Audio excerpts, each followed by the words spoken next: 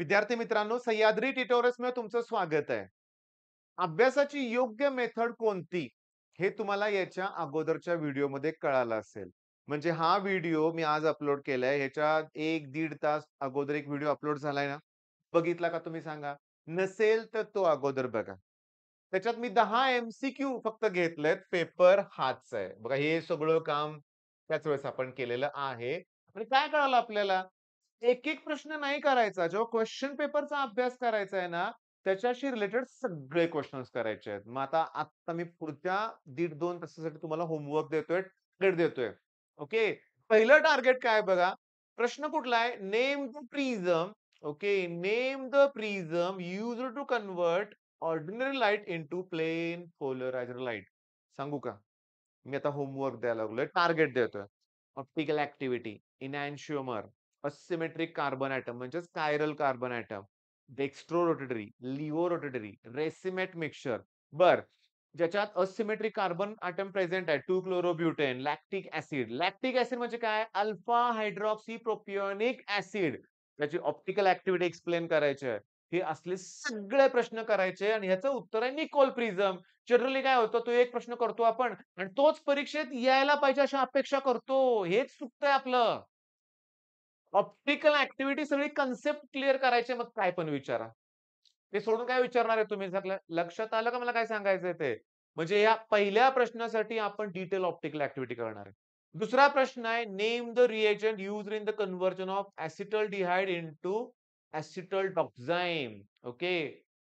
हायड्रॉक्सिलामाइन. मग मी तुम्हाला सांगतो ना काय करायचं. हायड्राझाइन, फिनिल हायड्राझाइन हे जे आहे ना, थोडंसं मी तुम्हाला दाखवतो हां, आता लक्ष द्या. ओके. इथं माझ्याकडे की नाही एक केमिस्ट्रीचं पुस्तक आहे. आपलंच आहे रे पुस्तक. ठीक आहे. ह्याच्यात मी जाणार आहे कुठं माहिती आहे का? अल्डिहाइड कीटोन टॉपिकमध्ये. ओके. एकच सेकंद मला इंडेक्समध्ये बघावं लागेल पेज नंबर किती आहे ते. पण त्यात मला एक चार्ट दाखवायचा रे. दाखवायचंय मला. थोडासा वेळ लागेल लागू दे काही हरकत नाही. Aldehyde ketone okay 254 okay. 254 म्हणजे मी तर 264 घेतो. ओके. आलं अल्डिहाइड कीटोन. हे 10 पेजेस कसे वाढले? सुरुवाती 10 पेजांनी काउंट केले होते. ओके. आणि इथं मी आता तुमच्यासाठी एकच मिनिटं फक्त मी तुम्हाला ह्या टॉपिकमध्ये सांगतो. ऑर्गॅनिकची भीती वाटते ना तुम्हाला?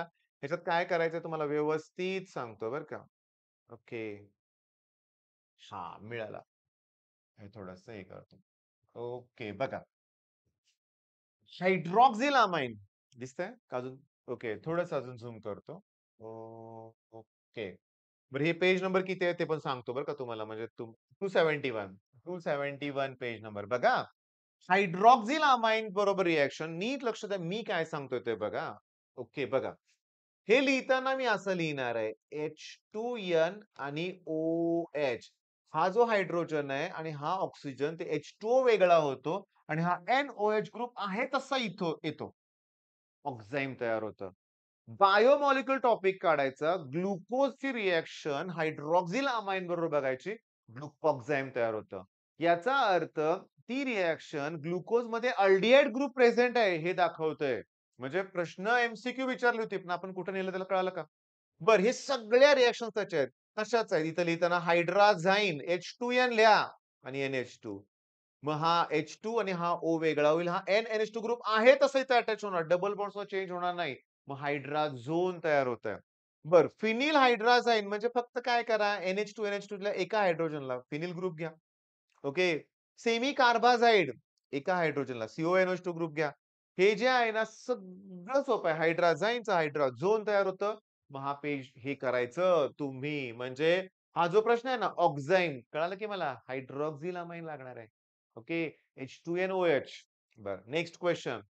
होमोपॉलिमर कॅप्रॉलॅक्टम. एप्सिलॉन कॅप्रॉलॅक्टम पासून ना नायलॉन 6 तयार होतं बरं का. मग तुम्ही काय करायचंय सगळ्या मोनोमरची लिस्ट तयार करा. क्लासिफिकेशन बघा. लागू दे वेळ, वेळ लागू दे, पण परफेक्ट करा. ठीक आहे. मग असले प्रश्न आरामात जमेल. Write the rate law for the elementary reaction. मी तुम्हाला सांगू का रे, रेट लॉ लिहिताना असं लिहायचं असतं, की R इक्वॉल्स टू K आणि NO रेज टू आणि O3 रेज टू. मी तुम्हाला सांगू का हा प्रश्न नाही येत मला. बऱ्याच वेळा प्रॉब्लेम होतो. एखादी रिएक्शन मग फर्स्ट ऑर्डर आहे का सेकंड ऑर्डर आहे का सुडो युनिमॉलिक्युलर नाही तसं नाही. सुडो युनिमॉलिक्युलर रिएक्शन पण आहे बरं का. मला एक रिक्वेस्ट करायची आहे. माझं मी ऑब्झर्वेशन तुम्हाला सांगायला लागलोय बरं का. ही रिएक्शन पुस्तकात आहे. 100% आहे. 100% आहे. आता शोधत बसायला नको. पुस्तकात जेवढे एक्झाम्पल दिलेत, 0 ऑर्डरचा असेल, ओके, फर्स्ट ऑर्डरचा असेल किंवा सुडो युनिमॉलिक्युलर रिएक्शनचं एक्झाम्पल असेल, सगळे करा. ते सोडून बाहेरचं काही येणार नाही. माझा होमवर्क दिलाय. ऑक्सिडेशन स्टेट ऑफ आता मी सांगतो हे आपल्या सह्याद्री ट्युटोरियल्स या YouTube चॅनलवरती सर्च करायचं ऑक्झो ॲसिड्स ऑफ सल्फर. मी एकदम सिंपल मेथडनं सांगितलंय. इतकी सिंपल मेथड आहे ना, सगळ्यांना ते ऑक्झो ॲसिड लक्षात राहतील बरं का. पुस्तकात स्ट्रक्चर चुकीचे आहेत. कोण कंप्लेंट करणार? आता तुम्हाला त्यासाठी YouTubeवरचा 8 मिनिटाचा व्हिडिओ बघायचा लक्षात घ्या. फक्त 8 मिनिटं. सगळे ऑक्झो ॲसिड तुमच्या लक्षात राहतील. बरं. Right the formula of tetra amine. Okay, okay, okay. Live lecture बघायचं आपण त्यात सगळे IUPAC नॉमेनक्लेचर परफेक्ट पुस्तकातला एकूण एक प्रश्न घेतलाय आपण. त्याच्या बाहेरचं काही येऊ शकत नाही. बरं. लिगँड्स एक्सप्लेन केले, त्यांची नावं किंवा मग तो कॅटायनिक कॉम्प्लेक्स, एनोइक कॉम्प्लेक्स, ऑक्सिडेशन स्टेट जी इथं रोमनमध्ये लिहिली असते, ती कशी फाइंड आउट करायची. नावावरून IUPAC नेम वरून तुम्हाला ते स्ट्रक्चर कसं लिहायचं, हे सगळं मी शिकवलंय लाईव्ह लेक्चरमध्ये बरं का. General electronic configuration. मग मगाशी मी तुम्हाला सांगू का, आता स्कँडियम टू झिंक आपण इलेक्ट्रॉनिक कॉन्फिगरेशन केलं की नाही. तसं जनरल 3D सीरीज असते, 4D सीरीज असते, 5D series, 6D series. General electronic configuration करा. त्याच्यानंतर what is the solubility of a solute. Okay, solution topic काढा. ओके आणि त्याच्यात हेनरीज लॉ करा बरं का. हेनरीज लॉ करा ह्याबरोबर. मग चला 8 प्रश्न तुम्हाला मी ॲज अ होमवर्क देतोय. ओके. तासात होईल का? प्रयत्न करा तास, दीड तासात. का? लगेच नेक्स्ट लेक्चर तुम्हाला मिळणार आहे. ओके. तुम्हाला काय-काय करायचं सांगा? Optical activity. त्या 275 पेज नंबर होतो ना, ते सगळ्या रिएक्शन्स. ओके. किती पेज नंबर होतं बघूया थांबा. 271, 271 म्हणजे ते सगळ्या रिएक्शन्स. त्याच्यानंतर तुम्हाला सांगतो पॉलिमर क्लासिफिकेशन करायचं आहे सगळं. मोनोमरची नावं लक्षात ठेवायचं आहे. YouTubeवरचा व्हिडिओ बघून ऑक्सिडेशन स्टेट पण फाइंड आउट करायचे आहे आणि स्ट्रक्चर लक्षात ठेवायचे आहेत.